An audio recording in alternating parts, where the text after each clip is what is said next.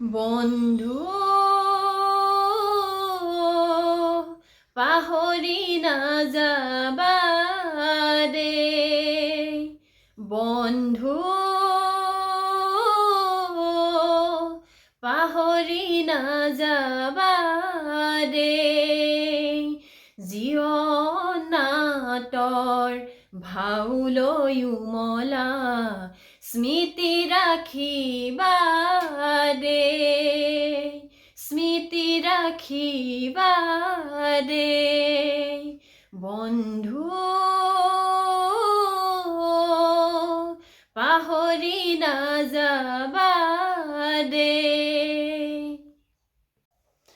নমস্কাৰ, মোৰ সকলো বন্ধুবৰ্গলৈ সকলোকে সুপ্ৰভাত জনাইছোঁ। সকলোৱে গম পাইছেই মই কাৰ গীত সুৰিছোঁ।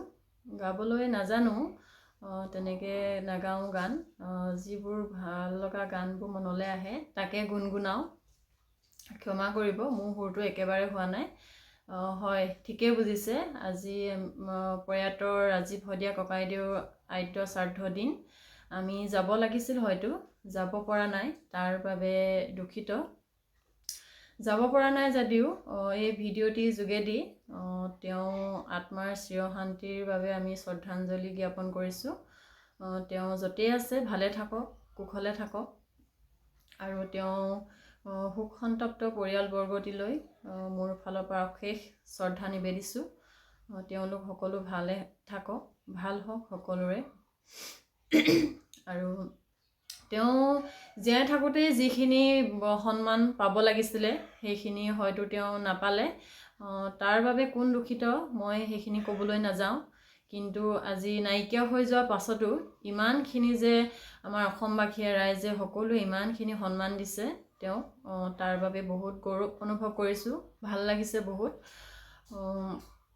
আৰু তেওঁৰ আমাৰ মাজত নাই আজি, আমাৰ মাজত নাই যদিও তেওঁ সদায় আমাৰ অন্তৰত, হৃদয়ত সদায় জীপাল হৈ ৰ'ব।